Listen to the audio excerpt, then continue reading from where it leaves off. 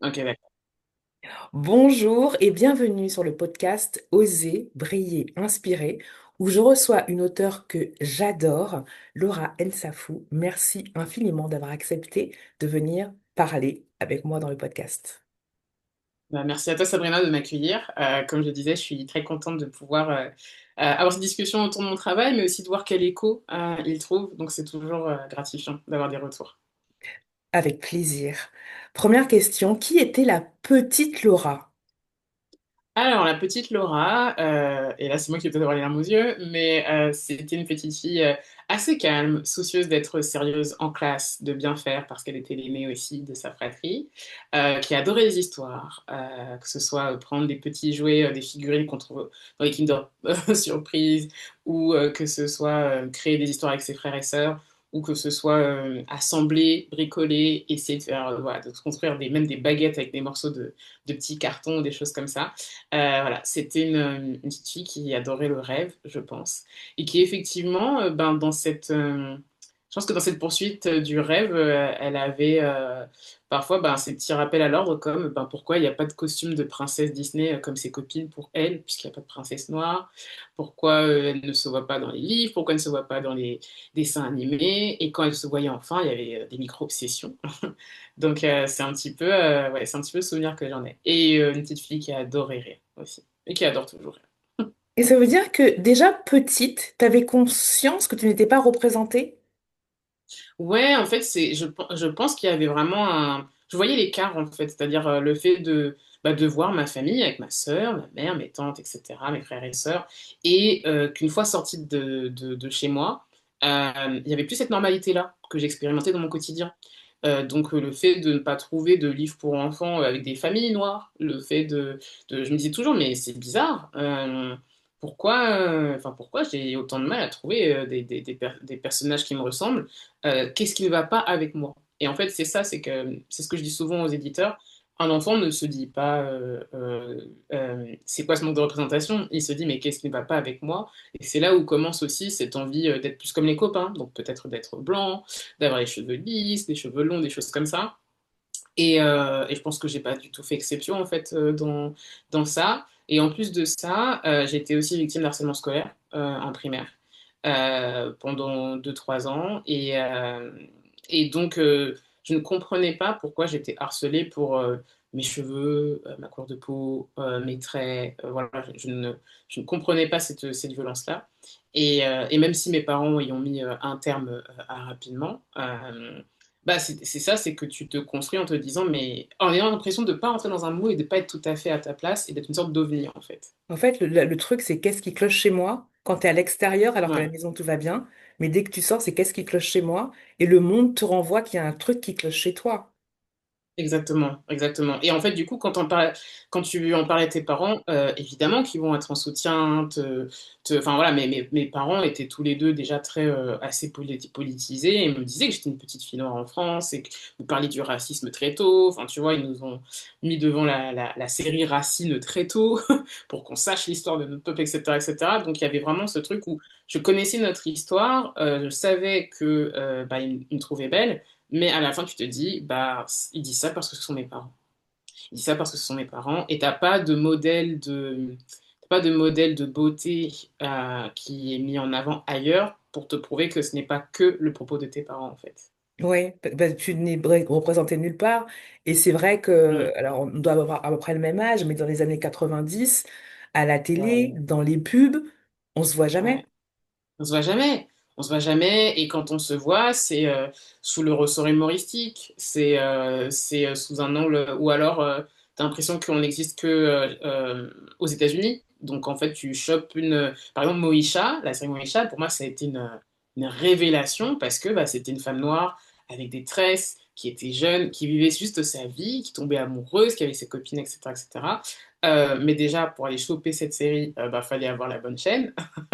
Et ensuite, oui, j'avais tellement envie de me sentir représentée que quand je suis arrivée au lycée, je pensais qu'on aurait des casiers verts aussi, tu vois. Ah bah oui, bah comme dans la série en fait. C'est ça.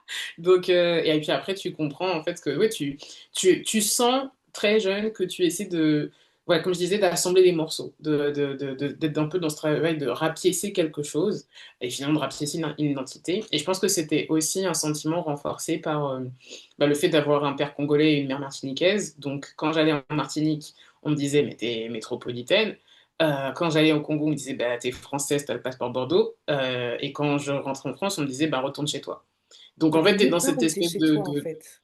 Ouais, et en fait, où es-tu chez toi? Ça veut dire quoi le chez toi en fait? Et ça passait aussi évidemment par des remarques aussi intrafamiliales, donc avec le colorisme et tout ça, tout ça.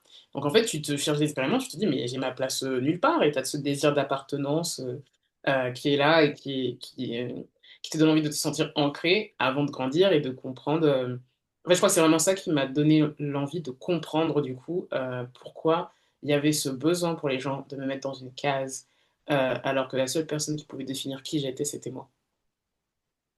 Ouais, enfin, faut falloir que je sois concentrée et que je pose des questions parce que je bois tes paroles. Alors, je comprends que tu as une enfance, je vais pas dire une enfance politisée, mais tes parents, en tout cas, étaient très conscients de ce qu'ils devaient te transmettre dans le fait d'être une petite fille noire en France. Pour toi, quel est ton premier geste politique? Est-ce que c'est dans l'écriture? Est-ce que c'est dans une rébellion? Est-ce... Waouh, c'est une super question. Je pense que mon premier geste politique, ça a été en fait, je crois qu'il y a eu plusieurs je crois qu'il y a eu plusieurs échelles. En fait, je pense que je suis, dans un premier temps, je suis allée à la rencontre de cette prise de parole politique par des instants à l'université. C'est-à-dire que tu sens qu'il y a une gêne quand tu arrives sur le chapitre de l'esclavage, de la colonisation, etc., etc. Les gens et en plus, j'ai grandi dans une ville où on n'était pas, où on était vraiment la minorité de la minorité en tant que personne noire. Donc quand on parle d'esclavage, tout le monde se retourne. Et te Et, regarde? donc, mon père avait été un passionné d'histoire. Et donc, quand j'arrivais au chapitre sur la Seconde Guerre mondiale, il n'était jamais, jamais, donc tu vois, que ce soit au collège, au lycée, en prépa, il n'était jamais mentionné que Brazzaville avait été capitale de la France libre en 1940. Jamais, jamais, jamais, jamais. Et donc, un jour, je demande à mon prof de prépa, je lui dis, mais en fait, je ne comprends, enfin, il me semble que Brazzaville, en 1940, a été la capitale de la France libre, donc pourquoi on n'en parle pas en fait? Et pour moi, ça, c'était confronté déjà à un roman national, c'était de le faire publiquement en étant la seule ou l'une des rares élèves noirs de la classe. Donc en fait, c'était cassé cette espèce de gêne. Et c'est là en fait où je trouve que tu rencontres le politique, c'est qu'en fait, s'il y a de l'omerta, s'il y a de la gêne, s'il y a un roman national, c'est qu'il y a du politique. En fait, s'il y a de la gêne. Et j'ai eu la chance de tomber sur un professeur euh, hyper, euh, euh, hyper conscientisé et qui mettait une vraie valeur au sens critique, qui m'a dit tout à fait, c'est vrai. Et en fait, ce n'est pas normal qu'on n'enseigne pas plus, ce n'est pas normal que ce soit pas mentionné davantage dans les cours. Donc en fait, avoir une validation de cet espace dans la classe, de oui, il y a une contre-histoire au roman national et donc tout n'est pas dit. Et ça, tout de suite, ça m'a montré en fait que l'histoire qu'on me racontait à la maison, c'était aussi une histoire plus globale et que celle qu'on nous enseignait était un choix, en fait, C'est une grille de du pays lecture, dans bien lequel sûr. et donc après, évidemment, tu découvres la notion de roman national, etc., etc. Mais donc, mon premier geste politique, je pense qu'il y en a eu deux pour moi qui sont intimement liés. Le premier, ça a été le blog en 2013 avec ce texte où je parlais, donc c'est un texte que j'ai coécrit avec Pauline Lomami, qui est une artiste congo-belge euh, qui, qui en fait a coécrit ce texte avec moi sur le zoo humain qui a eu lieu en Mhm. 2014. Donc, l'exposition donc reconstitution d'un zoo humain sans les colonialistes et sans les esclavagistes en plein Seine-Saint-Denis. Pendant qu'on voyait déferler plein de textes ne voyaient aucun problème à, ce, À cet à événement, cette reconstitution, c'est ouais, à ça. cet événement, on a été le premier texte en fait à dire mais c'est une dinguerie raciste de Est-ce colonialisme, que etc. quelqu'un va pouvoir dire que ça ne se fait pas, que c'est pas possible? C'est ça, est-ce que Ok. quelqu'un peut le dire? Et je veux dire que même beaucoup de personnalités qui pourtant parlent d'antiracisme depuis des années, à cette époque, trouvaient que c'était juste un petit truc, quoi. Enfin, donc en fait, faut vraiment imaginer deux jeunes filles qui se disent, bah, on va utiliser ce blog pour décortiquer et aller chercher ouais, des archives coloniales pour expliquer à quel point c'est problématique. Et en fait, c'est la première fois que j'ai vu que mon article de blog pouvait faire bouger les lignes parce que du coup, on s'est fait attaquer par la presse de gauche, par la presse de droite, Ah, par tout le monde, par ok, les féministes, par tout le monde, ok. par tout le monde. Et en fait, j'ai vraiment compris que être une femme noire qui parle publiquement, même avant même que ce soit un propos politique, en fait, c'est déjà extrêmement politique d'être une femme noire et d'affirmer que j'ai un avis en fait sur la question. Et c'est pas ok, en fait. Et c'est raciste, et c'est sexiste, et c'est misogynoiriste, etc., etc. C'est la première fois que j'ai vu ça. Et j'avais quoi, 21, 22 ans. Donc j'étais un bébé, tu vois. Oui, oui, ça commence Et en tôt, plus, quoi. tu viens avec tout ce bagage d'illégitimité de t'as pas fait d'études de droit, t'as pas. Enfin voilà, je n'avais que ce que j'avais lu et ce que Poe aussi avait lu. Et se dire que, bon, en fait, notre parole citoyenne, elle a sa place, en fait, Elle compte. en tant que personne. Ouais. Et là, en fait, le déferlement qu'on a eu, il était. Et en fait, ben, on m'a demandé Donc, lorsqu'il y a eu les manifestations autour du zoo humain, on m'a demandé de lire ce texte au micro, à voix haute. Et alors, le texte était indigeste à l'oral. Il faut vraiment. C'est pour être Indigeste. lu, mais pas pour être Voilà. dit. C'était pas un discours, c'était vraiment, il n'était pas du tout fait pour être lu à voix haute. Mais je me souviens d'avoir tremblé et d'avoir eu peur en fait de le dire sur cette place publique face à cette foule. Mais je l'ai fait et pour la première fois, je me suis dit, ah ouais, j'ai du pouvoir en fait. J'ai vraiment senti j'ai du pouvoir. Et pas j'ai du pouvoir dans le sens où il y a un résultat instantané par rapport à ton discours, etc. Mais juste, en fait, j'ai ma place. En fait, j'ai du pouvoir sur le pays et sur le lieu où j'évolue. Et j'ai le droit, en fait. Et ça a été, ouais, je pense que ces deux éléments-là, ça a vraiment constitué mon premier acte politique. En fait, c'est marrant parce qu'on s'est croisés au festival Overbooké et je t'ai Ouais. remercié en disant que ce que tu faisais, ton travail était politique et je connaissais pas toute ton histoire. Je connais pas toute ton histoire, donc je suis fascinée par ce que tu dis. Et pour moi, chacun de tes livres est politique. Ouais. Alors, j'ai une collection et je t'ai découvert avec comme un million, c'est ça, comme un million de papillons noirs que mon frère a offert à ma fille pour lui dire que elle est belle. Elle est belle. Ah. Et à quel moment, toi, tu t'es dit, je vais écrire? Oh, alors, franchement, j'ai commencé à écrire. En fait, j'ai vraiment le souvenir net d'avoir 8 ans et de prendre des feuilles et des feutres, de les scotcher ensemble, de les plier et de commencer à dessiner et à écrire dedans. Parce que je crois que je voulais écrire une histoire. Alors, on a une avec des fées, dont une était noire. Il y avait une histoire aussi avec des éléphants, parce que j'adore les éléphants. Et en fait, vraiment, c'est ce truc de me dire, bah, en fait, je vais écrire, surtout parce que je ne peux pas faire de dessin animé. J'avais 8 ans. Et D'accord. j'étais là, j'étais frustrée de pas, voilà, de pas pouvoir faire C'est dessin par animé. Je me suis dit, défaut, bah, quoi. T'as dessiné par défaut, sinon voilà, tu n'auras pas par des dessins défaut, animés. on va essayer Ok. de faire, voilà, on va essayer de faire quelque chose par défaut. Et en fait, ce qui m'a fascinée, c'est justement en écrivant de plus en plus, comment tu fais pour donner l'impression à travers ton texte que la personne voit un film. Ce côté très cinématographique dans l'écriture. Je me suis dit, c'est ça mon but, c'est ça mon À 8 défi, c'est ans, hein, ça on mon est challenge. d'accord. Bah ça, c'est donc, ouais, c'est ça a commencé en tout cas. J'adore. Alors, en tout cas, entre ouais, de 8 ans à 12 ans, c'est vraiment là où j'ai commencé à me dire, ouais, mais enfin, c'est là où j'ai commencé à me dire que le livre était accessible parce que je faisais plein de petits cahiers. Mais à partir de 12 ans, ouais, à partir de 12 ans, j'écrivais mon premier pavé de 400 pages sur Word, illisible, qui s'inspirait de mes copains et de mes copines, mais j'écrivais et j'adorais me dire que, en fait, de retranscrire le réel et de donner l'impression qu'on regarde un film, donc quelque chose de très visuel.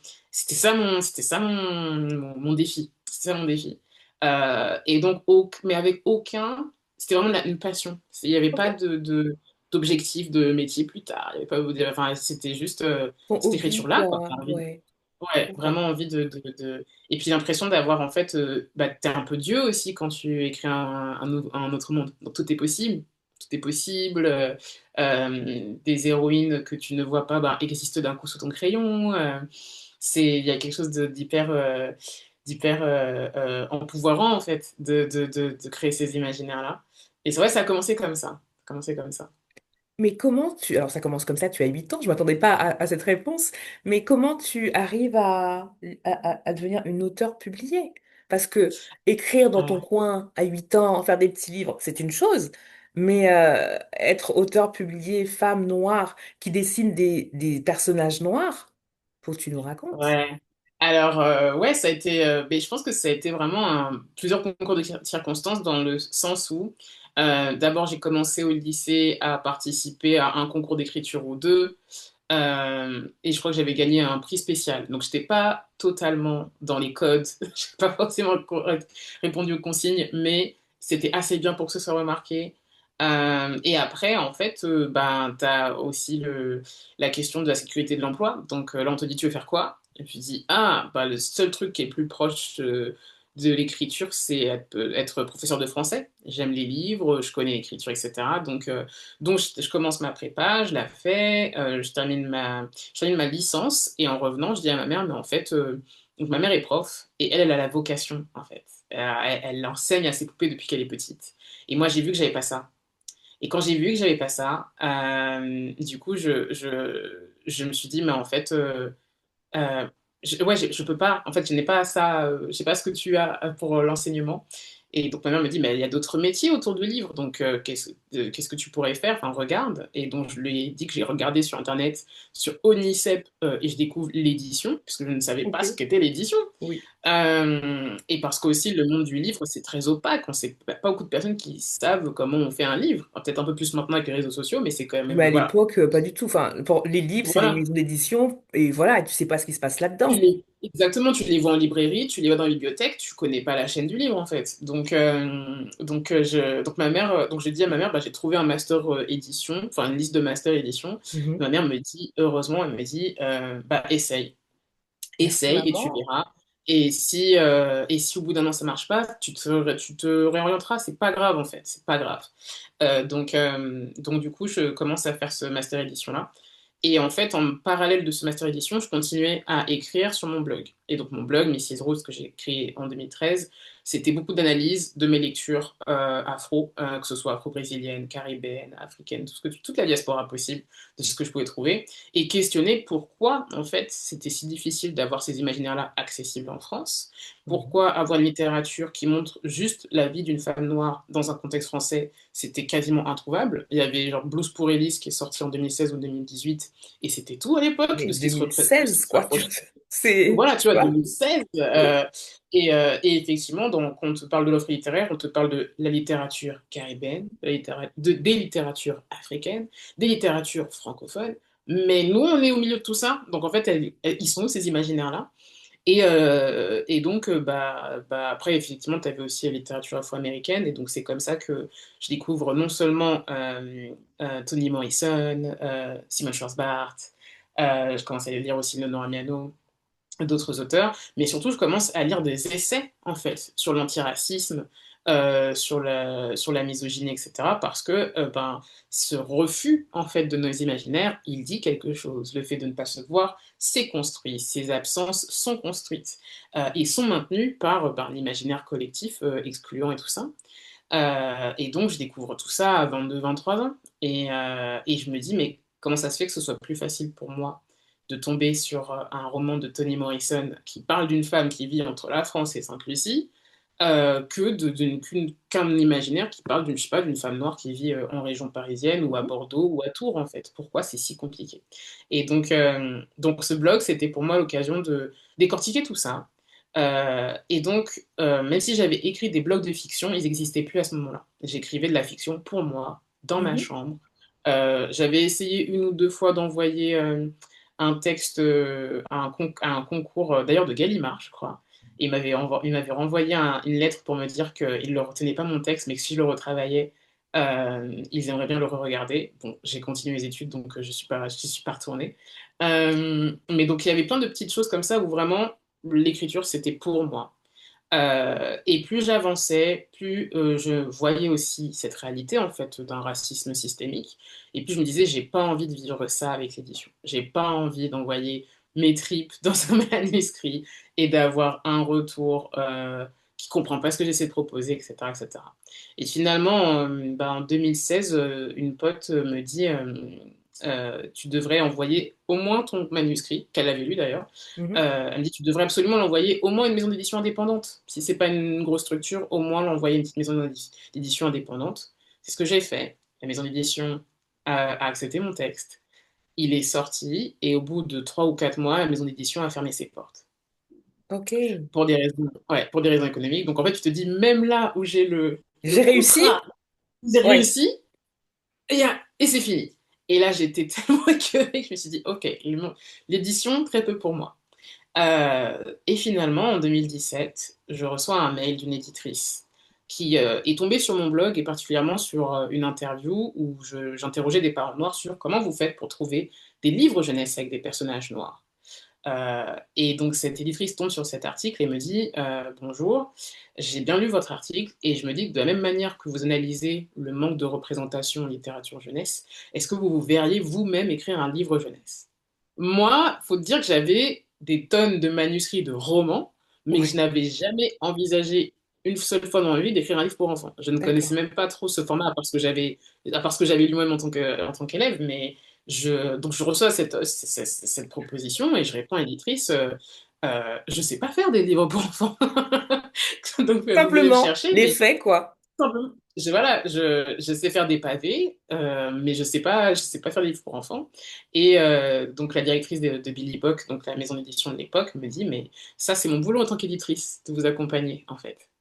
Donc, et surtout vous aurez carte blanche. Et donc là je me dis, bon, elle a dit le mot-clé, Carte blanche, carte c'est ça. blanche. Ouais. Donc là, je me dis, bon, c'est l'occasion de faire le livre pour enfants que j'aurais voulu avoir petite. Et surtout de bien le faire. Et quand je dis bien le faire, c'est-à-dire que j'avais analysé en amont comment étaient représentés les personnages noirs en littérature française, en littérature jeunesse française, avec tous les stéréotypes du genre un enfant noir qui se réveille et qui s'aime pas. Voilà, t'as un bouquin sur le Mhm. racisme. Bah non, le racisme, en fait, c'est le produit d'interaction, donc C'est faut un parler peu de la plus que responsabilité ça? c'est un peu plus que ça, faut un Oui. petit peu parler de la responsabilité collective aussi, sinon ça a bon dos de dire juste on s'aime pas. La question c'est l'illustration de nos cheveux, où c'est juste souvent un gribouillis dans les dessins des années 90, où il n'y a aucune texture, aucune brillance, etc. Donc Mhm. j'avais ma liste de toutes les choses que je ne voulais pas et de l'histoire que je voulais. Et c'est comme ça que Papillon Noir a débuté. Et donc, à ce moment-là, j'ai quand même eu la possibilité de choisir un illustrateur ou une illustratrice. C'est toi qui Et l'as donc, choisi? j'ai cherché D'accord. contacté des illustrateurs et illustratrices afro-descendants et personne n'a répondu. Ah, bah d'accord, ok.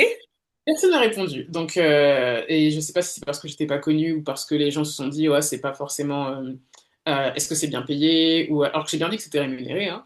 Je ne sais pas si c'est parce que et je pense aussi qu'il y avait quand même une peur et ça on m'a dit plus tard d'être catalogué en tant qu'illustrateur ou illustratrice quand tu es un illustrateur noir Mhm. qui dessine des personnages noirs, d'être enfermé tout de suite dans une boîte de Donc, ça veut dire que tu c'est un pourrais pas dessiner des personnages blancs parce que tu as dessiné des personnages noirs? ah, en tout cas, moi, ce qu'on m'a dit, c'est que du coup, oui, c'est ça. En fait, c'est ça, c'est qu'il y avait cette peur que l'industrie perçoive ça comme une approche communautariste, et donc, bah, si on les appelle, c'est que pour dessiner ça. Ils voulaient pas être catalogués. Mm. D'accord, ok. Euh, donc, j'ai découvert ça en même temps que toi. Donc, j'étais genre, d'accord, super ambiance. Mhm. Ok, d'accord. Et, ouais, et du coup, bah, mon éditrice m'a proposé le travail de Barbara Brun, et surtout, faut comprendre qu'en général, tu as beaucoup d'albums jeunesse qui se font sans que l'auteur et le dessinateur ne se rencontrent. En général, c'est genre un artiste reçoit le texte d'un auteur et c'est tout. Donc c'est pour ça que des fois, tu as des livres pour enfants, tu as l'impression qu'il y a un Il y a un décrochage entre l'image et décalage le entre texte. l'histoire Voilà, et c'est à l'image. cause de ça. D'accord. Voilà, c'est à cause de Mais ça. pourquoi? Ça va pas Ah, être chouette de créer un petit, même 30 minutes, 45 minutes d'échange. Enfin, c'est pas, c'est un truc qui peut se faire. ça peut se faire et ça ne se fait pas. Et je crois qu'il y a un peu ce côté d'industrialisation un peu à la chaîne où bon, l'éditeur prend le texte, il colle le dessin de quelqu'un et c'est parti. Ouais, donc je pense que c'est plus pour des questions entre gros guillemets, de rapidité et de Mhm. rentabilité. Et surtout, du coup, donc moi j'ai eu la possibilité de rencontrer Barbara, de discuter avec elle, de construire la charte graphique avec elle, de lui expliquer ce que je voulais, c'est-à-dire non, je ne veux pas des personnages marrons avec des yeux verts et des nez pointus, comme il en Tu veux existait des vrais beaucoup. traits, Voilà, je veux des vrais traits, je veux des traits ronds, je veux aussi des yeux marrons, je veux différentes carnations, etc., etc., différents etc. marrons aussi d'ailleurs.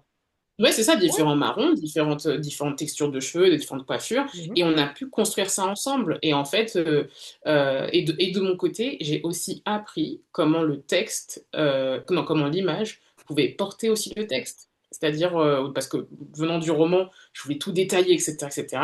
Et Fritz m'a dit non, ça c'est Barbara qui va le raconter dans l'image. Et donc ça mhm, aussi, c'était incroyable de voir que une image peut dire tellement de choses, en fait.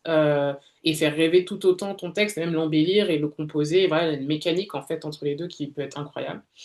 Et finalement, donc on sort une campagne de financement avec l'éditrice, mhm. parce que c'était une petite maison d'édition, et on avait besoin de 10 000 euros pour financer les 2500 premiers exemplaires. Ok. Et on les a obtenus en une semaine. Et il faut te dire que c'était à l'époque où il n'y avait pas encore beaucoup de campagnes de livres sur Ulule. Donc, Mhm, c'était pas quelque chose d'usuel de voir bah, des campagnes comme ça autour de projets littéraires. Et au bout d'un moment, on a eu le double. Et pourquoi? Parce qu'en fait, on a eu une communauté qui s'est créée autour du bouquin, qui n'était pas essentiellement composée de familles noires, mais justement de professeurs, de pédopsychiatres, de personnel de la petite enfance. En fait, toutes les personnes qui se sont dit, mais enfin un bouquin qui nous permettent d'accompagner non seulement des enfants noirs, mais juste de montrer à tous les enfants bah, des camarades qu'ils voient aussi en classe, en fait. Donc l'importance collective, en fait, était reconnue par ce lectorat-là. Et donc, avant même, donc on a commencé même à avoir de la presse avant même que le livre ne sorte, alors qu'il était à génial. l'étape de financement, en fait. C'était Ouais. assez fou. Et donc, le livre sort, les 2500 exemplaires s'écoulent, les demandes affluent, et notre éditrice nous dit, enfin, me dit, écoute Laura, on est une petite structure, on va pas pouvoir suivre la demande qui est autour de ce livre. Donc, est-ce que tu accepterais qu'on le propose à d'autres maisons d'édition qui soient plus grandes, Mhm. déjà installées et qui ont les accès à la distribution et à la diffusion en librairie? Parce qu'à ce stade-là, c'était juste nous, les cartons.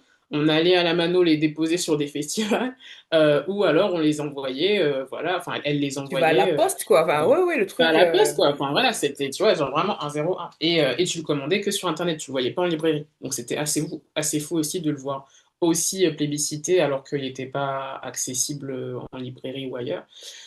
Et donc là, tu te dis, j'ai les chiffres, j'ai la presse, j'ai les lecteurs, ça devrait bien se passer normalement. Bah, Ça devrait être logiquement, facile. oui. Ça devrait être sympa de proposer, enfin, ça devrait être facile de trouver un éditeur pour un livre qui marche déjà, C'est ça. littéralement. C'est que vous n'avez rien à faire, juste à le distribuer parce que À il le fonctionne distribuer, déjà, en c'est fait. fini. Ouais. Vraiment. Et ben, en fait, non. On a eu deux types de refus. Le premier type de refus, c'était vous venez avec un livre déjà fini. Donc, ça veut dire qu'il n'a peut-être pas forcément la même charte graphique que nous, c'est pas la même tranche d'âge, etc. Donc, ce que je pouvais entendre, en gros, c'est on peut pas adapter un livre aussi abouti et qui est si différent de notre ligne éditoriale. Ça, je pouvais D'accord. l'entendre. Ok. Et le deuxième type de refus, c'était un livre avec une petite fille noire sur la couverture ne vendra jamais. Et donc, je leur dis, mais je comprends pas, il se vend déjà. C'est ça. Donc, de quoi parle-t-on? Non, donc on me dit non, non, ça, c'est communautariste, puis en plus, ça se vendra pas. Et puis, donc, en fait, tu avais ces refus-là. Tu as même une personne qui m'a dit, moi, je ne vais pas publier une femme noire qui écrit pour des petites filles noires. Alors, j'avais juste dit, en fait, est-ce que mon livre vous intéresse, en fait? Donc, tu avais même une suspicion d'office de communautarisme avant même que tu ouvres la bouche, juste parce que tu es une femme noire, et parce qu'il était impensable pour ces éditeurs qu'une petite fille noire puisse être aussi universelle qu'un petit Nicolas blanc, en fait. Et ça t'est dit Euh, d'une manière totalement décomplexée? donc, décomplexé, au téléphone, Ok. sans filtre, voilà, il n'y avait pas de sous-entendu, c'était pas une tournure d'un C'est mail c'est mal pas une compris. manière de choses que tu as compris, c'est ce qu'on t'a dit. C'est moi, ce qu'on m'a dit texto, c'est ce qu'on m'a dit Ok. texto, et là on est en 2018, donc c'était il n'y a pas si longtemps. Mhm. Et après, tu avais aussi, alors ceux qui acceptaient, je les appelle les modérés, c'est ceux qui acceptaient le bouquin si tu éclaircissais la peau d'Adé, si tu lissais ses cheveux, si tu ajoutais des personnages blancs, si tu En fait, enlevais tu un fais un peu de autre livre. personnages noirs. C'est un autre livre. C'est Ok, un livre à si la tu fais un demande. autre livre, on te l'accepte. Ok. C'est ça. Si c'est un autre livre à la demande et surtout suivant des critères racistes, on le prend. Donc en fait, j'étais là genre non, j'ai aucune raison de changer mon bouquin en fait. J'ai aucune raison de changer l'histoire d'une petite fille noire apprend à aimer ses cheveux et qui fait face à du harcèlement scolaire en fait. Donc je suis repartie avec mon bouquin. Je suis repartie avec mon bouquin et donc ça a duré 6 mois. Et en fait, au bout de 6 mois, tu te dis, bon, on a fait le tour des maisons d'édition, il va rester au placard en fait, alors que c'est un livre qui marche. C'est ça, le livre est Euh, acheté pourtant. Ouais, et pourtant il était acheté, et donc là, tu te dis, bon, bah, c'est fini en fait. Et donc finalement, bah, c'est Amandine Gay, réalisatrice, qui me dit, mais est-ce que tu connais les éditions Cambourakis? Et je les connaissais pour leurs essais, ceux Mhm. de Bell Hooks, ceux de, voilà, leurs essais engagés sur l'afroféminisme, etc., etc. Mais je ne les connaissais pas pour leurs livres pour enfants. Donc je Mhm. les contacte, et je leur envoie le mail le moins professionnel de ma vie, Sabrina. Vraiment, Ok. vraiment, genre, oui, s'ils vont la pièce jointe. Tu vois, En genre, fait, t'es un peu lassé aussi après 6 mois à j'étais avoir des blasée. refus. Tu te dis, ouais, bah encore un mail de plus, allez. C'est ça, Mm. j'étais blasée. Je me suis dit, bon, ça sert à rien de mettre les formes, je vais me taper encore un refus, voilà. Et donc, Isabelle Cambourakis m'a répondu, la directrice du coup de la collection féministe sorcière. Et elle m'a dit, mais en fait, je pensais que vous aviez déjà un gros éditeur vu que vous êtes partout. Je dis, ah non, non, On connaît pas les coulisses, c'est ça? donc voilà, on connaît pas les coulisses et j'aimerais bien, mais non, c'est pas le cas. Et donc on s'est rencontrés, et je lui ai expliqué, parce que j'avais vécu aussi dans ce monde d'édition-là. Et donc elle m'a dit, bah, non seulement on va rendre accessible à nouveau votre livre en France, mais surtout on va le rendre disponible au Canada, en Suisse, au Luxembourg, en Belgique, et y compris dans les pays d'Afrique francophone et dans la Caraïbe. Donc en fait, mon livre est ressorti le 5 septembre 2018. Et là, raz-de-marée, il est en rupture de stock tout le temps, tout le temps, tout le temps. Genre, quand Borakis n'arrivait pas à À imprimer, suivre à la savoir, cadence? pas suivre la cadence et à savoir combien il fallait en imprimer pour qu'il n'y ait pas de rupture de stock. Ok. Et il faut se dire qu'à ce moment-là, en fait, j'avais mon emploi à temps plein. Donc, en fait, même si pendant qu'il y avait ce succès littéraire, j'avais mon emploi à temps plein. Et même s'il y avait ce succès du côté du public, l'édition, le monde de l'édition et notamment la presse disait que on avait de la chance, que c'était que les familles noires qui l'achetaient, qu'il marchait parce que les illustrations étaient jolies. Donc en fait, il y avait une négation du travail littéraire derrière ce bouquin et derrière ce que j'avais essayé de faire. Il y avait une négation de ma légitimité en tant qu'autrice. Et même si tu es afroféministe et tout ce que tu veux, au bout d'un moment, Touche. ça te touche en fait. Mais bien Et tu sûr, c'est ton intériorises. travail, tout ce que tu as mis dedans, qu'on dénigre en fait. C'est ça. Et en fait, ce qui me choque, c'est le côté frontal. Ouais. Tu vois, c'est pas un truc où on dit, ah, elle a mal interprété. Non, directement, tu dis, mais non. Non, S'il marche, c'était c'est parce clair. que si, c'est parce que ça. Mais mais le livre marche, les gars. Le livre marche et le public est là, au Mhm. rendez-vous, soutient. Et malgré ça, donc il y avait vraiment ce grand écart. Et du coup, je disais que j'étais une blogueuse qui écrit ou qui a écrit un livre ou Pas une auteure. ouais, ouais, pas une auteure. Ok. Ça a mis. J'ai dû mettre 2, 3 ans. Et en fait, c'est au point où un de mes proches m'a dit, mais est-ce que tu as même fêté la réussite de Papillon Noir? Et j'ai fondu en larmes parce que j'étais juste en dépression suite à la violence raciste et sexiste et misogyne que je m'étais tapée. Et je me suis demandé, mais est-ce que je vais devoir subir ça pour À chaque bouquin? chaque livre. C'est ça la question. Bah, pourquoi tu À chaque continues? livre, est-ce que je vais... Ah! Pourquoi tu continues? Alors, Parce que parce là, que... t'as un succès auprès du public. Le livre est en rupture tout le temps. De l'autre côté, tu te prends des critiques alors Ouais. que c'est un succès. Pourquoi tu continues?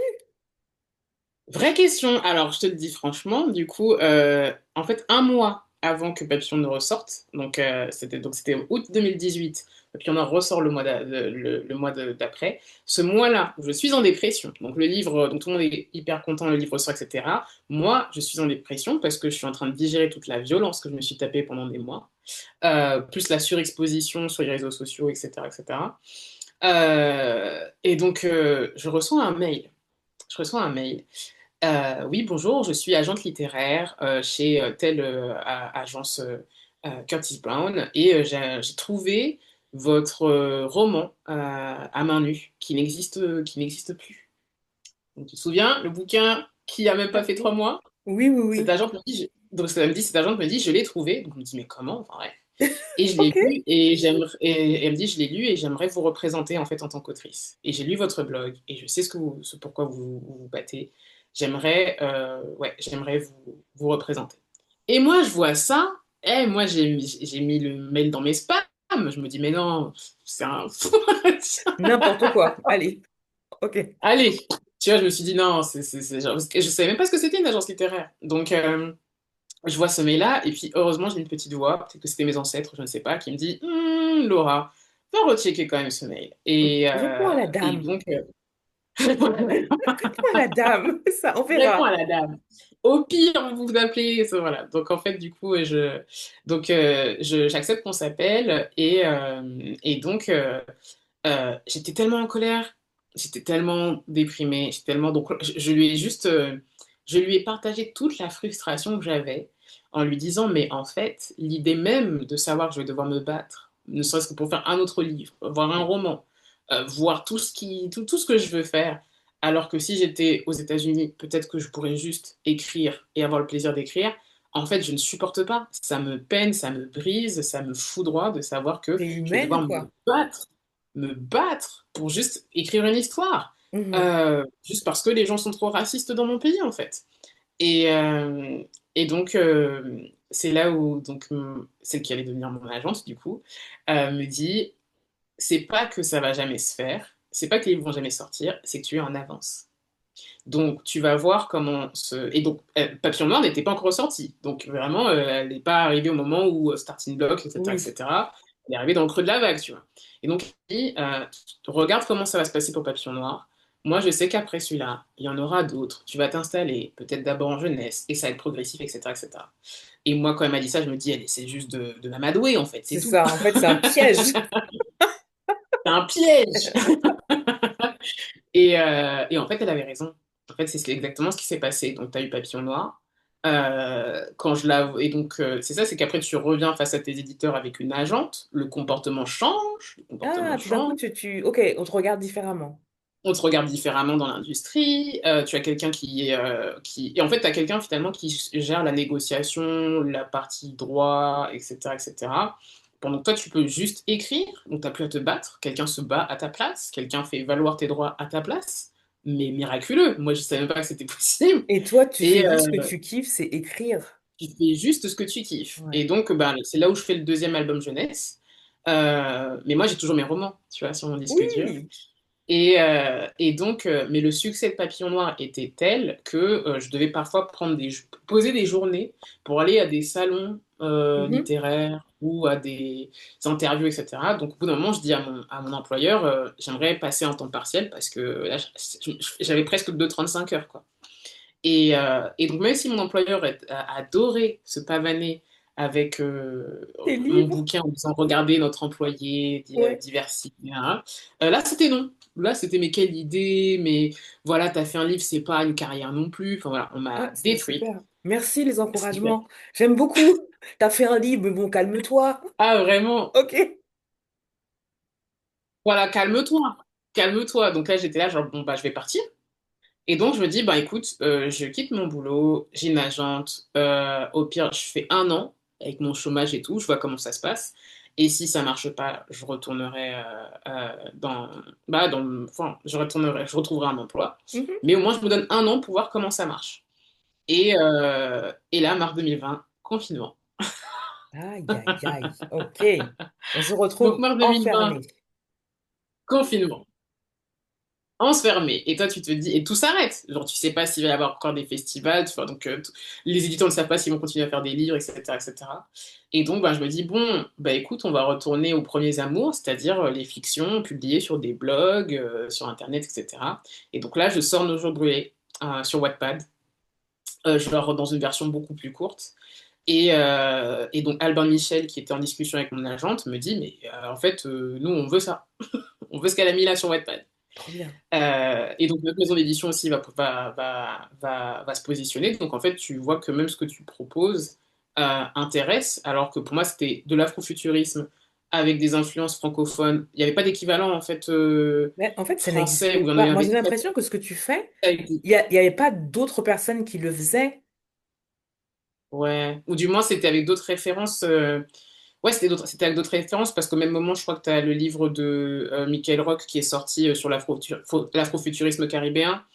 Mais ouais, en fait, c'est ça, il n'y avait pas de. En tout cas, s'il y avait des références, elles n'étaient pas visibles et je les trouvais pas non plus. C'est ça, Donc en fait, je me retrouve du coup à signer ma première trilogie afrofuturiste chez Albin Michel.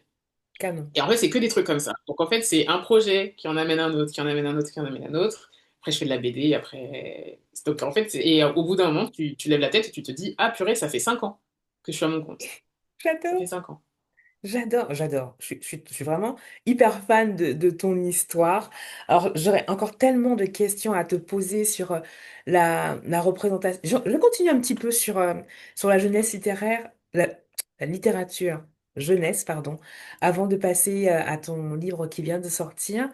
Pour moi, en tant que maman, tes livres, ils sont vraiment politiques, ils sont nécessaires parce que, comme on l'a dit avant, c'est que on n'était pas représentés. Alors, il y avait les petits ours bruns, il y avait des petites princesses avec des cheveux de toutes les couleurs, mais Ouais. toi, tu arrives avec des héroïnes qui sont belles, qui sont souriantes, à qui il arrive plein d'aventures. Et pourquoi, pour toi, c'était nécessaire de faire ça? Parce que je voulais montrer la richesse de nos communautés, la richesse de nos individualités. Les personnes qu'on voit dans la rue, je pense que aussi le fait d'être afroféministe, aussi clairement, ça a donné aussi une teinte très politisée aussi à ce que j'essaie de défendre, à savoir une pluralité d'existences féminines, noires, qui soient dans leur puissance, qui soient ancrées, qui soient heureuses, qui soient pas en train de souffrir, et surtout sans les soustraire aussi à une résilience perpétuelle. Je voulais aussi qu'on les voit vulnérables, qu'on les voit un peu tristes, qu'on les voit dans de la douceur, qu'on les voit être réconfortés, être aimés, être célébrés. Tout ça, c'était important pour moi parce qu'il y en avait trop peu, en fait, de représentations comme ça.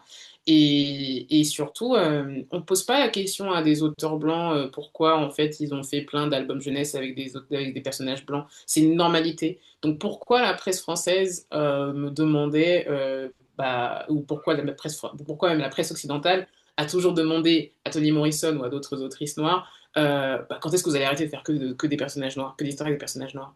Donc il y avait cette richesse-là que je voulais honorer, et tout simplement que je voyais, que ce soit mes tantes, que ce soit ma sœur, ma mère, que ce soit mes amis, je voyais tout ça et je les voyais pas dans nos imaginaires en fait. Et je me disais, mais en fait, il faut montrer toute cette richesse-là à hauteur d'enfant.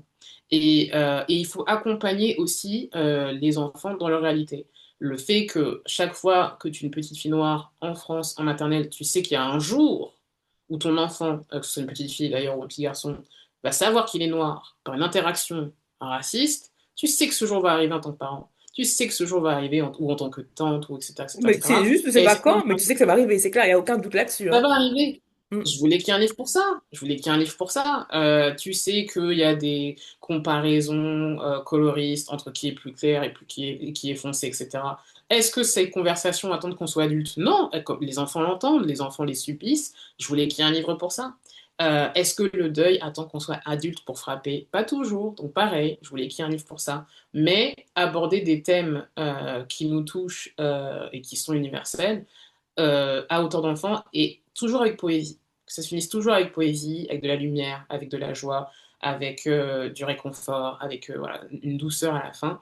Mais c'est pas parce que je trouve que parfois il y a un peu cette idée que oh, les enfants sont des petites choses fragiles, donc jamais ils voudront parler de ça. Mais en fait, des fois, les enfants justement vivent des choses extrêmement difficiles Mhm. et il faut les accompagner avec des titres comme ça. Je suis tellement d'accord.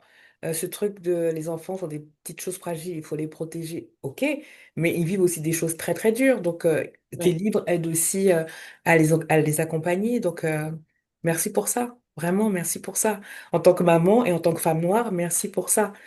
C'est compliqué, hein, parce que je suis vraiment très, très émue. Ton travail, je crois il a fait du bien à tellement de familles et à tellement de femmes, à toutes ces adolescentes qui se sont lissées les cheveux parce que moi, on m'appelait Taude. Avec mes cheveux, on m'appelait Taude. Et quand je lis ton livre, bah, c'est juste une célébration de qui C'est on est. ça. C'est ça, et vraiment, c'est ça. C'est, tu sais, une fois, je crois que c'était un an après la sortie de Papillon Noir, t'as une femme noire de plus de 50 ans qui m'a arrêtée dans une librairie qui m'a dit, excusez-moi, est-ce que c'est vous, Laurence Safou? Et donc je lui dis oui. Et elle s'est mise à fondre en larmes. Et donc c'est comme si je voyais ma grand-mère pleurer. Et elle me disait, là c'est moi qui vais pleurer. Et elle me disait, merci, parce que j'ai acheté ça pour ma petite fille. Et en fait, en le lisant, je me suis rendu compte que c'est moi qui en avais besoin. Donc en fait, on a tellement de générations qui n'ont pas eu cette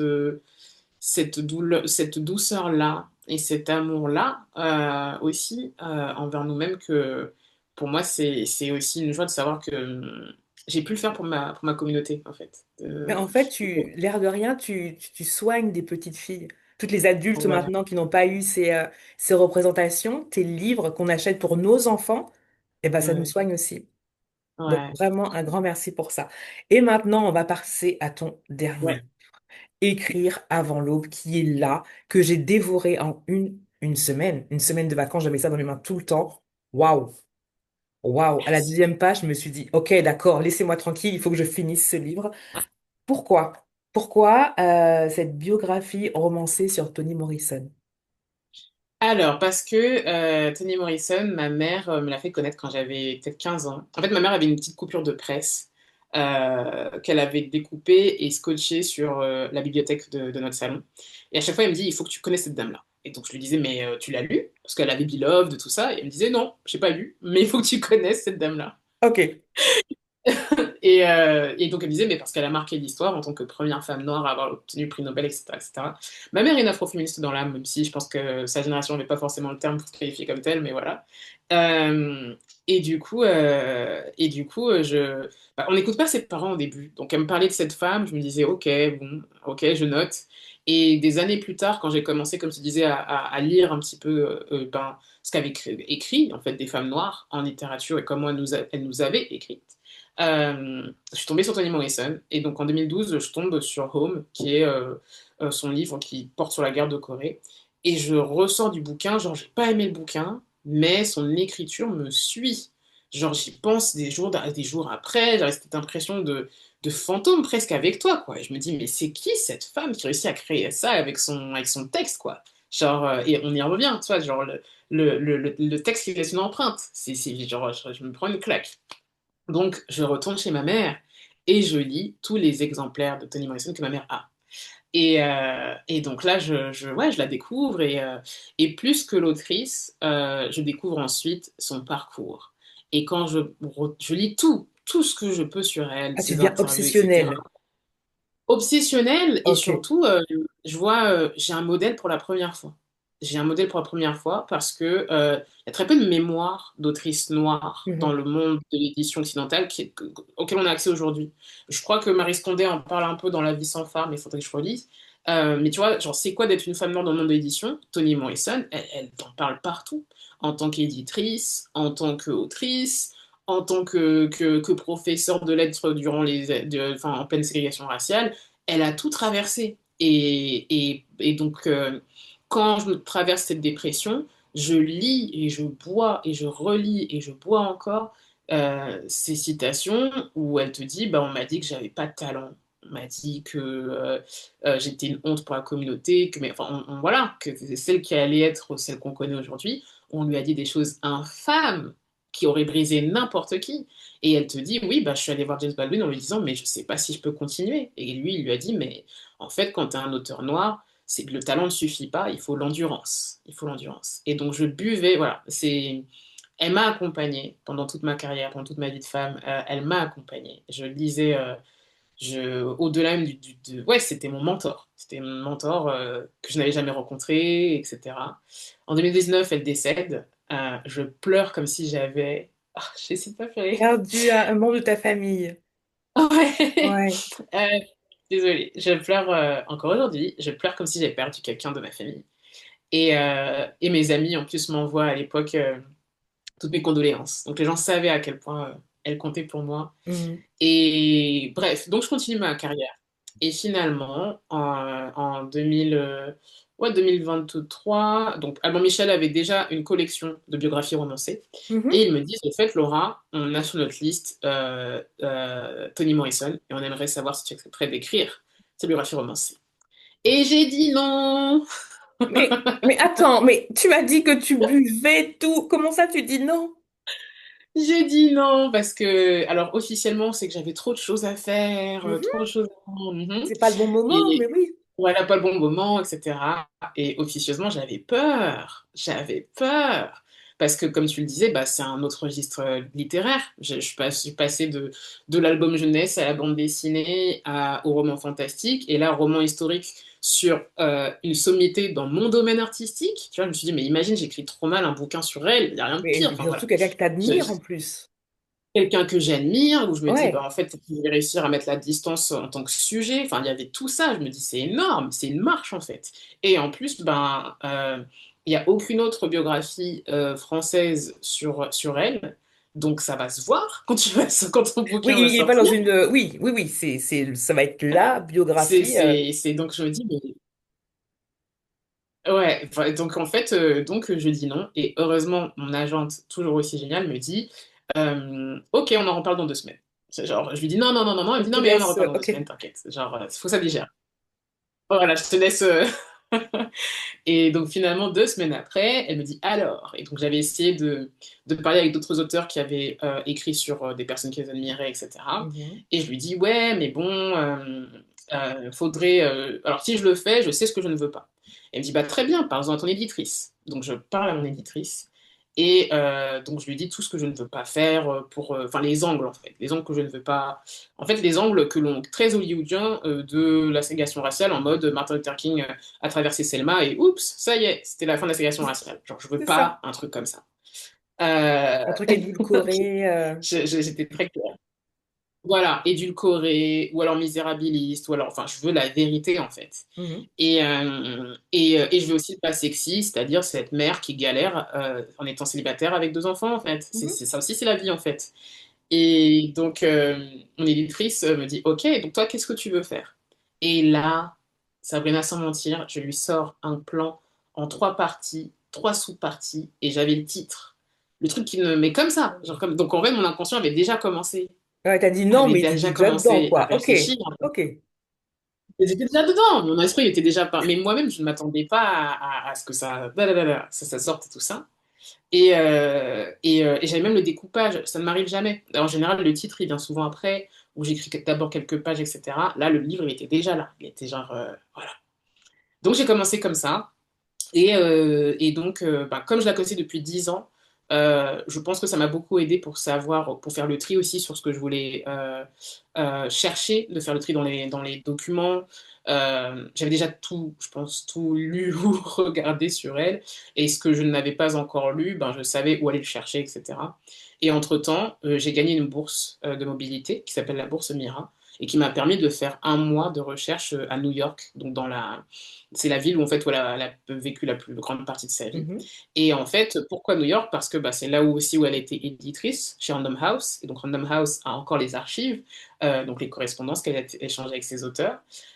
Puis à 2 heures de New York, tu as Princeton, donc l'université où elle a enseigné à ouais. la fin de sa vie et où aussi elle a légué tout, ses archives personnelles, professionnelles, tout. C'est-à-dire que tu y vas, tu lis les mails, pardon, pas les mails, les lettres qu'elle écrivait manuscrites à son frère parce qu'il lui devait de la thune, tu vois. Enfin, vraiment, il y a tout. Il y a les cartes de Ah oui, c'est vraiment dans il y a les... l'intimité. Ok. Ah, vraiment, je me suis dit, mais elle a fait du tri ou pas avant de donner? Parce que tu as les cartes de Noël, les cartes d'anniversaire, il y a tout. C'est vraiment Alors toi, tu te des artistes. retrouves plongé dans la vie de Toni Morrison. Comment tu vis ça? Tu m'as dit, c'était ta mentor. Tu es en train Ouais. d'écrire sur elle et tu arrives dans ces boîtes, j'imagine, avec sa vie résumée. Comment tu vis ça? Bah, au début, tu pleures parce que je me suis dit, je suis en train d'écrire je suis en train d'écrire la vie de Toni Morrison. Enfin, tu pleures. Et après, j'ai avoué à ma mère que j'ai failli refuser le projet et elle voulait me tordre le cou. Donc ouais, tu pleures et ensuite commence cette incroyable enquête. Et c'est ça que j'ai adoré avec le roman historique, c'est que tu as plein d'enquêtes en fait qui s'ouvrent. Comment ça se fait qu'il est marqué sur Wikipédia qu'elle est arrivée en 1970 chez Random House, alors qu'elle a un bouquin où elle est créditée comme éditrice en 1969. Est-ce que c'est 70 ou 69? Comment elle y est Mhm. rentrée? Qui elle a rencontré? Comment elle est devenue professeure, comment elle a élevé même ses enfants, alors qu'il n'y avait pas forcément d'aide aux femmes seules, isolées, etc., etc. Ouais, En pleine ségrégation raciale, encore une fois, comment tu vis quand tu as traversé la guerre du Vietnam, la ségrégation raciale, la Seconde Guerre mondiale, la guerre de Corée, l'anti-macartisme, pardon, le macartisme, pardon, les luttes féministes, avant tes 45 ans. C'est quoi ta santé mentale, en fait, quand tu as vécu tout ça? Une ça. dinguerie, une dinguerie. Ouais. Donc en fait, je me retrouve avec tout ça. Je me dis, mais en fait, c'est tellement énorme. Et en fait, je découvre des choses. C'est-à-dire que déjà, je pense que le facteur temps, ça a été la première découverte pour moi parce que, comme je le disais, on a l'impression que l'abolition de la ségrégation raciale, elle s'est faite en 2 3 ans. Non, ça a duré plusieurs décennies. Et en fait, même quand tu avais une loi qui était votée, le temps C'est qu'elle pas. soit appliquée, bah, Mais tu oui, mais vois bien Malcolm sûr. X être assassiné, Martin Luther King être assassiné, JFK être assassiné. Donc en fait, tu te mets à sa place. Elle avait aucune raison d'y croire. Elle avait aucune raison de se dire qu'un jour, il y aurait un président noir comme Obama, en fait. Il n'y avait rien. Et donc, tu comprends mieux sa perspective, tu comprends mieux où elle se situe. Tu vois aussi ses défauts, tu vois aussi ses angles morts, mais en fait, c'est une personne. Donc, en fait, elle devient très incarnée et très humaine Très humaine, à ouais. travers, à travers ce que tu vois. Et je pense que ça a été aussi ma plus grande fierté, c'est de réaliser que je l'avais pas idéalisée, en fait. Je sais très bien sur quels angles j'aurais peut-être débattu avec elle, mais un peu comme la tante avec qui tu débats parce que t'es pas d'accord sur tout, mais tu l'aimes, en fait. Tu vois, c'est Oui, vraiment ça. ouais. Tout ce qu'elle représente et Ouais, le fait qu'elle soit aussi humaine, c'est ça aussi qui fait que tu c'est ça. as, encore plus, enfin, c'est pas une icône, c'est que tu la vois dans ses imperfections. Mais j'ai adoré les détails que tu mets dans le livre. Et je me dis, mais où, par exemple, la scène où ils sont dans le bus pour aller faire une Ouais, représentation, où les flics arrivent. ouais. Comment tu as découvert ça? Alors ça fait pas. Alors, faut savoir que les archives qui portent sur son enfance et ses années d'étudiante ont disparu pour la majorité dans un incendie qu'elle a eu chez elle en 1993. Donc, t'as très Oui. très très peu de choses. Donc, tout ce Mhm. que j'avais, c'était ce qu'elle en racontait si c'était corroboré par d'autres faits historiques, événements historiques. Et donc, en fait, je savais, grâce à aussi des archives de son université quand elle était étudiante, qu'elle avait fait des pièces, ouais, qu'elle avait participé à des pièces de théâtre, qu'ils avaient fait une tournée dans les États du Sud, etc. Mais je ne savais pas quel jour, etc., etc. Donc, j'ai bricolé un petit peu et je me suis appuyée sur les témoignages des artistes de l'époque, des Mhm. comédiens de l'époque qui voyageaient dans le sud et qui te racontaient exactement ce que j'ai décrit. C'est-à-dire, oui, tu voyageais avec ton oreiller, avec des sardines, etc., des choses qui ne Oui. pourraient pas pourrir, parce que tu Ouais. ne savais pas pendant combien de jours tu n'allais pas pouvoir t'arrêter dans une ville sans prendre le risque d'être assassiné parce que tu es noir, en fait. Et en fait, tu vis ça, elle a 19 20 ans à ce Mhm. moment-là. Donc en fait, j'ai essayé aussi de voir comment c'était vécu par les étudiants. Et donc même ouais, cette arrestation-là, ces 3 artistes qu'il racontait de la même époque qu'il racontait dans une interview. Et tu vois que ça arrivait tout le temps. En fait, quand tu croises tous les témoignages, ça arrivait tout le temps. Ça En n'avait fait, c'est rien rien d'exceptionnel, quoi. C'est pas. d'extraordinaire, en fait. Ok, il n'y a rien Donc, d'exceptionnel, ça arrivait tout le temps. il n'y avait rien d'exceptionnel. Ok. Voilà. Il y avait rien d'exceptionnel, c'était habituel et c'était le risque quand tu te déplaçais vers le sud. Même dans un contexte de voyage scolaire, même quand tu es un étudiant dans la grande université d'Howard, en fait, les policiers n'ont rien à faire, en fait. Et donc, ouais, il y a des scènes comme ça où je suis allée chercher tous les détails que je pouvais pour reconstituer ce qui probablement a pu se passer pendant ce voyage-là. Maintenant, il y a aussi une réalité, c'est la pudeur des personnes âgées. Je pense qu'il y a Mhm. enfin, quand je regardais certaines interviews, Toni Morrison, tu sens qu'il y a en fait des choses, En fait, elle parlait plus librement à la fin de sa vie, mais en tout cas, quand elle parle de ses années étudiantes, etc., c'est très voilé, c'est très saupoudré de quelques détails par-ci par-là. Et puis après, donc tu reconstitues le tout en croisant plusieurs de ses interviews et tu Mhm. fais un petit peu l'image. Donc il y avait voilà, il y a un travail de reconstitution en fait. Ouais. Et t'as aimé ce côté enquête? Oui, alors c'était fascinant parce que ça m'a montré à quel point il y a deux choses. Déjà, en fait, déjà, Toni Morrison a été réécrite. Voilà, on parlait d'une icône. Oui, c'est une icône littéraire, Mhm. mais on ne connaît pas sa vie. On ne connaît pas, avant le prix Nobel, C'est il y a ça. très peu de gens qui connaissaient la personne. James Exactement. Baldwin, on connaît sa personne autant que l'auteur. Maya Angelou, on connaît sa personne autant que l'auteur. Toni Morrison, c'est pas le cas. Et donc, c'est ça, c'est mon avis, hein. Mais ce que j'observe, c'est qu'elle est plus devenue un sujet d'étude que une personne dont on va retracer la vie, etc. Et ce travail d'archiviste en fait qu'elle a fait. Et donc aux États-Unis, donc on en fait l'héritière d'auteurs américains de grands classiques blancs, donc genre l'héritière de William Faulkner, etc. Mhm. L'héritière ou l'héritière de Virginia Woolf, alors qu'elle a passé sa vie à dire que ce qui l'avait intéressé dans son écriture, c'est les légendes orales de sa communauté et des esclaves.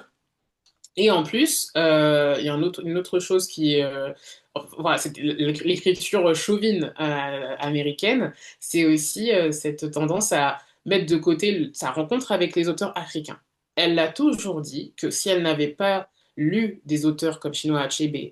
Césaire, Senghor, autres, etc., donc caribéen aussi, elle n'aurait jamais pu écrire Le Plus Bleu, parce elle essayait de voir comment écrire sans s'adresser à un regard blanc, sans se justifier, sans mettre des notes de bas de page pour expliquer ce que c'est d'être noir. Non, elle voulait juste écrire une fiction où tu vis juste en tant que personne noire. Mais ça, pour réussir à le faire, elle l'a découvert dans une lecture, dans des récits où les personnes africaines, bah, elles sont pas noires, elles sont africaines avant tout. Elles sont des Mhm. personnes avant tout. Elles sont pas dans une altérité.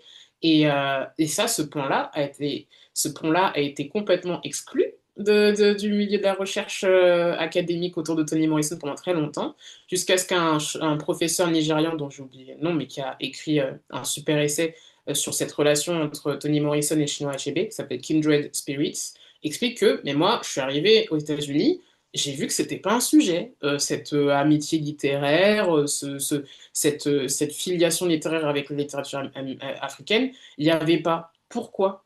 C'est un Roland impérialiste aussi. Et du côté français, donc une autre réécriture, c'est alors en France, c'est vraiment Toni Morrison, elle existe parce qu'elle est prix Nobel.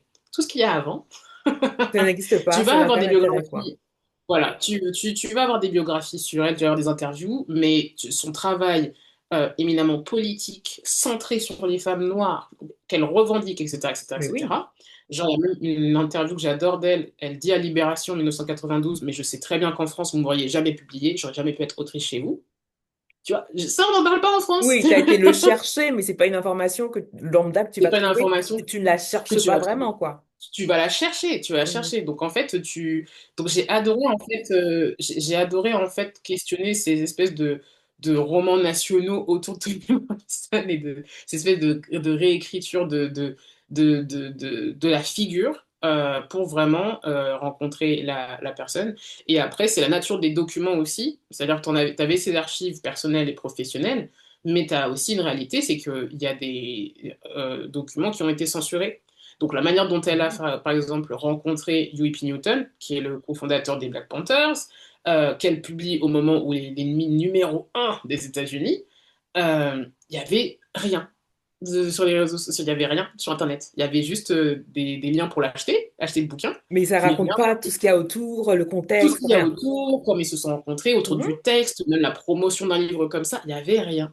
Et les seules sources que j'ai pu trouver, bah, c'est grâce au dossier déclassifié du FBI, qui te dit, Punaise. bah voilà, et en fait c'est assez glaçant de voir un rapport de quelqu'un, enfin, tu as littéralement écrit 15h30, Toni Morrison est à la terrasse de tel hôtel avec Whitney Newton en train de commander ceci, ceci, donc ils étaient observés non-stop Et parce qu'elle était sympathisante de Huey Newton, donc ça lui a valu d'être surveillée aussi par le FBI à l'époque qui tuait les activistes antiségrégationnistes et antiracistes.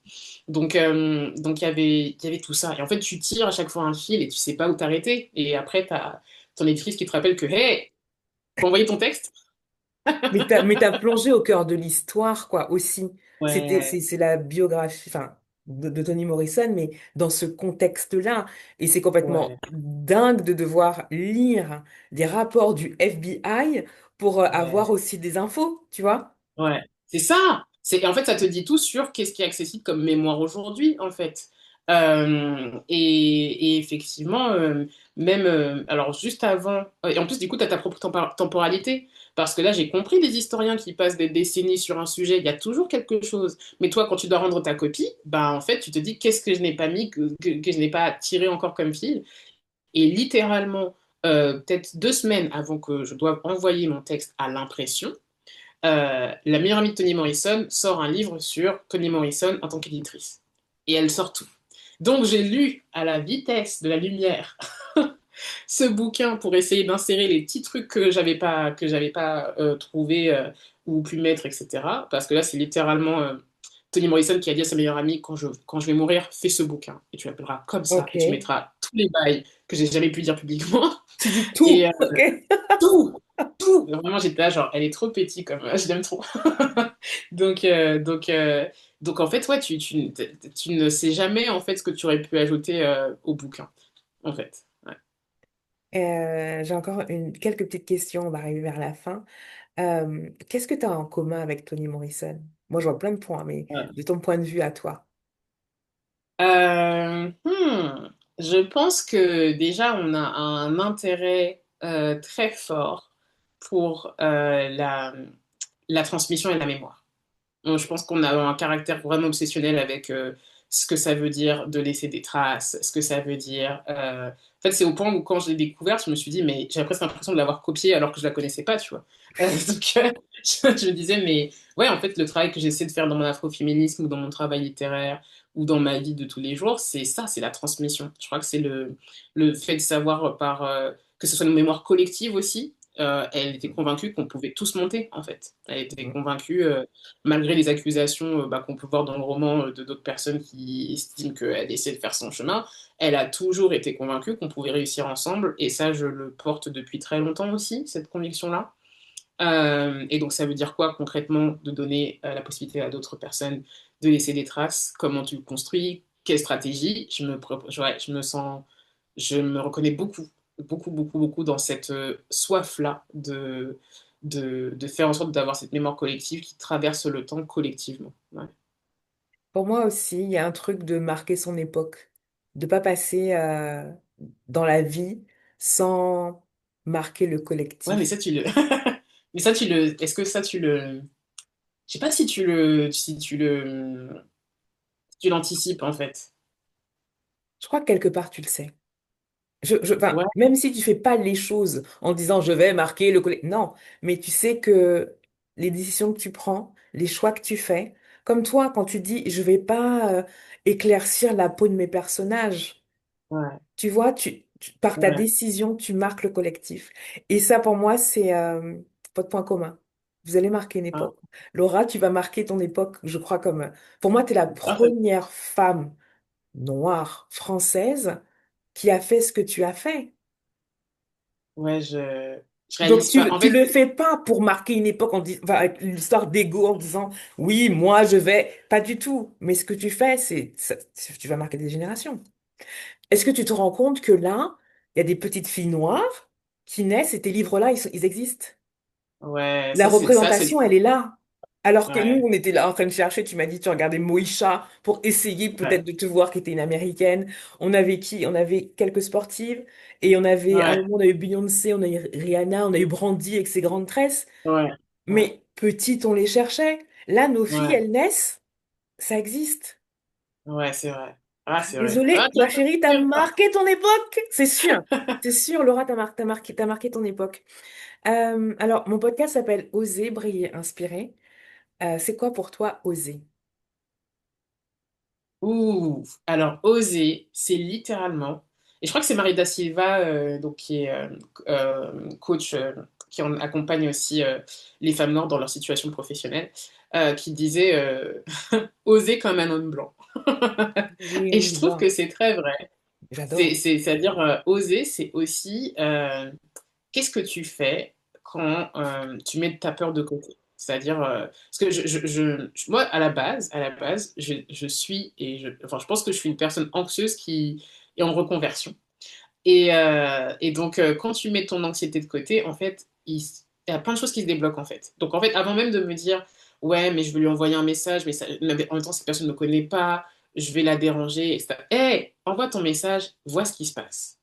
Au pire, on te répond pas. Au pire, on te répond. Ça se passe bien, ça se passe. Mais juste, des fois, on est trop dans notre tête avant même d'essayer de faire le geste, en fait. Pour moi, ça, c'est oser. C'est-à-dire, et même quand tu as peur, en fait, je trouve que bah, du coup, c'est quand tu as peur qu'il faut le faire. Et c'est ce que. Là, tu vois, littéralement, je sais, je rentre dans une période de ma carrière où j'écris les livres qui me font peur. Toni Morrison, j'ai dit non, mais je l'ai fait parce que je sentais que, un, j'allais regretter, deux, peut-être qu'il y avait quelque chose à découvrir. Et c'était un des projets où je me le suis plus amusée. Vraiment amusée. Pourtant, on se dit roman historique. Moi-même, j'en lis pas tant que ça, des romans historiques. Donc, je me pensais à un truc très académique, peut-être un Chiant, peu rébarbatif, parfois. etc. Chiant. Ouais, Moi chiant aussi, hein. parfois et tout. Ouais, tu vois? Tu Biographie, je vois? lis pas ça. La tienne, on la lit, mais Tu c'est vois? facile, c'est fluide, c'est doux. J'ai adoré. Merci, ça fait très. Bah, tu vois, c'était mon but de faire en sorte que ce soit une série, t'es dedans en fait. Enfin, je me suis amusée, je me suis vraiment amusée. Et pareil, là, le prochain roman sur lequel je travaille et dont je peux pas encore trop parler, mais je voulais aller dans la position, dans la direction opposée en fait. Je vais aller dans la direction opposée. Je me suis dit, en fait, c'est pour ça que tu dois l'écrire. Et au moment où j'ai accepté que, ok. Et là, en fait, pour ce projet-là, je pense que j'étais même dans le déni. Je me suis dit, non, je suis en train d'écrire autre chose. Et après, je me suis dit, ah. Non, c'est le projet. Donc, oser, pour moi, c'est ça. C'est justement quand tu as peur, ça veut dire qu'il faut y aller. Ça veut dire que, en tout cas, pour un projet, en fait, c'est quand ta peur se confronte à tes envies, il faut écouter l'envie et tu risques rien, en fait, à demander. Et je pense Oui, qu'en tant que femme noire, on a beaucoup de mal à demander. on est d'accord. Et ce Ouais. truc que tu dis quand on a peur, en fait, à quel point tu es fière de la biographie de Toni Morrison? En fait, je suis tellement fière que c'est l'un des projets où, quand il est sorti, je me suis dit, on peut, n'importe quel journaliste, s'il veut me terminer, critiquer, ça me touchera même pas. J'adore. Mais en fait, la vérité, c'est que plus t'as peur, plus t'es fier. Moi, j'ai retenu ça, les choses qui m'ont fait le plus peur de ma vie, c'est là où après t'es le plus fier. Et je crois j'en parlais ce matin avec des auteurs que j'accompagne, euh, on ressent pas beaucoup de fierté dans nos vies. Des fois, Ouais, t'as de la joie, tu ressens des ouais. choses positives, mais de la pure fierté, C'est c'est pas, tellement rare. on est d'accord. Tu sais, une fierté qui t'appartient, pas la fierté par rapport à tes parents, par rapport à la fierté par rapport à tes collègues ou à tes pères, c'est juste une fierté qui vient de toi. Le goût de ça. Non, le goût de ça, c'est trop, c'est trop. Et en fait, quand tu le vis, je trouve que ça t'ancre. Mais après, je sais aussi que je suis capable, en tout cas, d'avoir cette fierté-là, parce que je suis capable de maintenant de juger mon travail sans le regard des autres, avant même que l'éditrice me dise si je suis capable de savoir si mon texte est bon selon mes critères, selon ce que je veux faire. Ce que Toni Morrison avait, tu vois, là j'aurais adoré avoir ça. Toni Morrison, elle avait ça très jeune.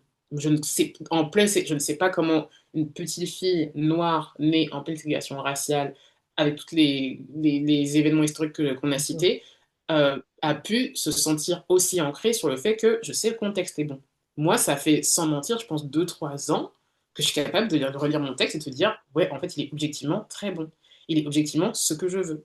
Si t'aimes pas, c'est ton problème. C'est pas grave, c'est ma proposition. Mais en fait, ça m'a ancré et ça me permet du coup d'être fière, même tu vois, quand je finis un chapitre, je me dis, oh, ça sonne trop bien.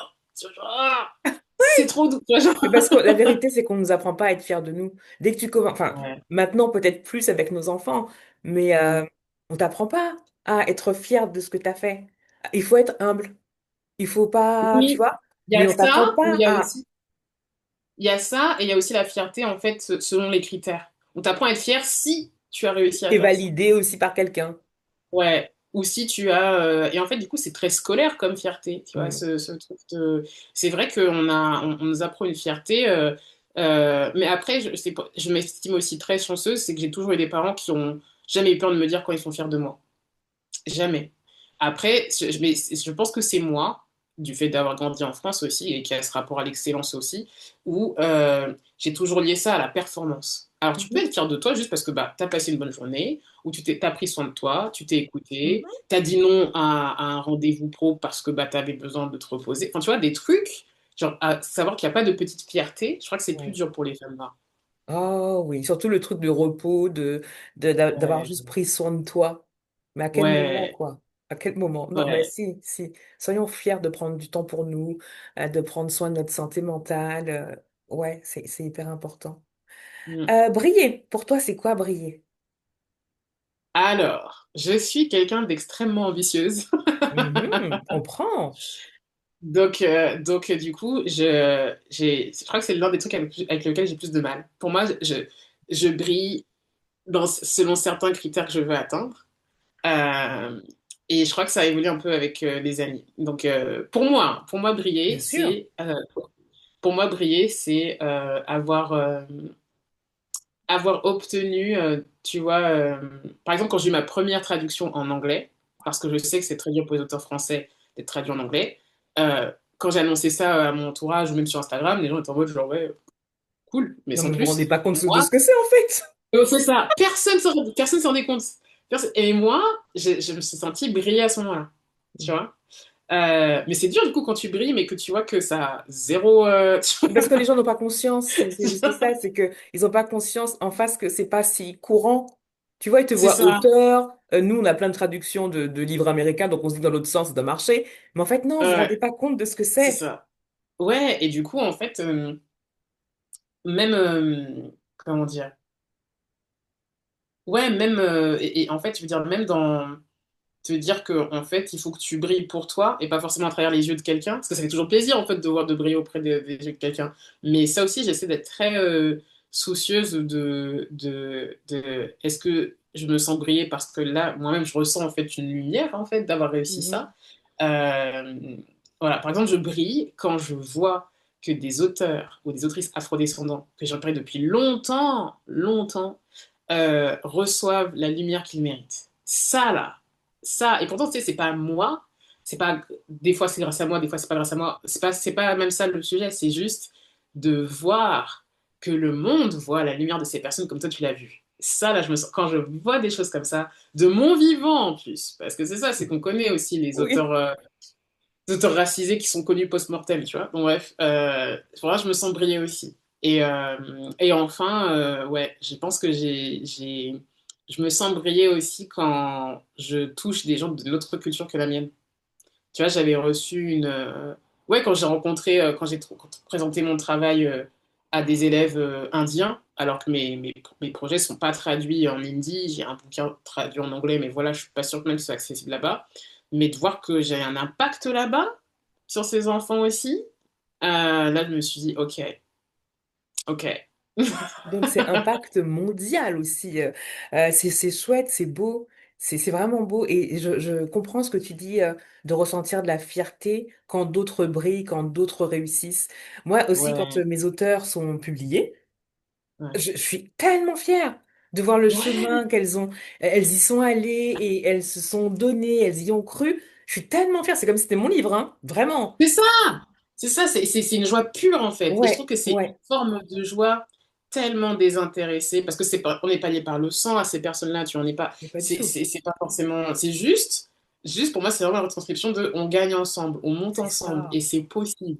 Mais Et c'est ça ça. me nourrit tellement. Et je sais que dans nos communautés, c'est très difficile, tu vois, d'avoir accès à cette joie-là, à défier un climat de concurrence, etc., etc. Mais moi, c'est quelque chose, je me dis, mais je trouverais ça triste de vivre une vie sans ressentir cette joie pure, Pour pure, l'autre, pour la pour réussite l'autre, de l'autre, pour la pour réussite de la l'autre. lumière de l'autre, mais carrément. Mais on est Ouais. pareil, on est pareil. Ah ouais, Pareil. t'as vu? Non. Ah, mais pareil. C'est- Et enfin, inspirer. Inspirer, ouais, inspirer, pour moi, c'est proche de transmettre, en fait. C'est-à-dire que inspirer pour moi, c'est donner la toute petite graine qui va faire que quelqu'un, ben, en fait, à ce moment-là, précis où tu l'as vu, il avait besoin d'entendre ça. Il avait besoin d'entendre ça. Et ça va, et en fait, c'est dans tous les espaces possibles. Parce que, en fait, je pense que parfois, avec les réseaux sociaux, on pense que inspirer, c'est forcément avoir, tu vois, le bon faciès, le bon angle, la bonne photo, la bonne, etc., etc. Ou un truc de réussite. Pour moi, inspirer, ça commence avec la rencontre au bon moment. Tu vois, tu as une maison d'édition qui avait refusé La Mer chantera ton nom, mon roman, en 2016, pour des raisons clairement racistes et stéréotypées. Et je leur avais dit, mais en fait, c'est vachement. Enfin, la question de diversité, c'est un vrai sujet, en fait. Donc, bye, tu vois, ça s'est arrêté là. 5 ans plus tard, ils ont commencé à contacter des associations axées sur la diversité pour publier et diversifier leur catalogue, en fait.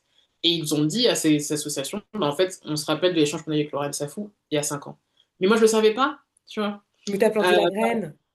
Tu vois, donc cette Tu le petite savais pas, graine. mais t'as planté la graine et après, ça, c'est plus Voilà. toi. Donc en fait, même, et je trouve que ça donne de l'espoir parce que même du coup, quand tu débats et tu te dis, mais ça sert à rien de parler d'antiracisme ou de féminisme, etc., etc., tu sais pas ce que ça va donner dans 5 ans. C'est pas grave, tu Ouais. parles et tu continues ton chemin. Tu ne sais pas les conséquences, les incidences que ça va avoir beaucoup plus tard. Il y a des gens, tu vois, on parlait de légitimité tout à l'heure, c'est une petite fille de 6 ans qui m'a dit en salon, euh,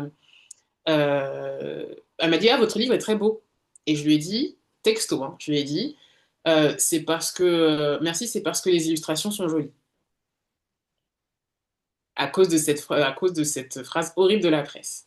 Et cet enfant, cette petite fille de 6 ans me regarde et me dit, mais comment ça, des illustrations, c'est ton livre, non?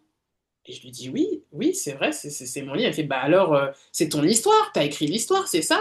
Je fais, oui, j'ai écrit l'histoire. Elle me fait, donc c'est ton livre. Je fais, ouais, donc c'est toi qui dois être fier. 6 ans. C'est cette petite fille, c'est cette petite fille qui a fait qu'à partir de ce jour-là, je me suis dit auteur et autrice. C'est Merci à cette cette petite petite fille-là. fille.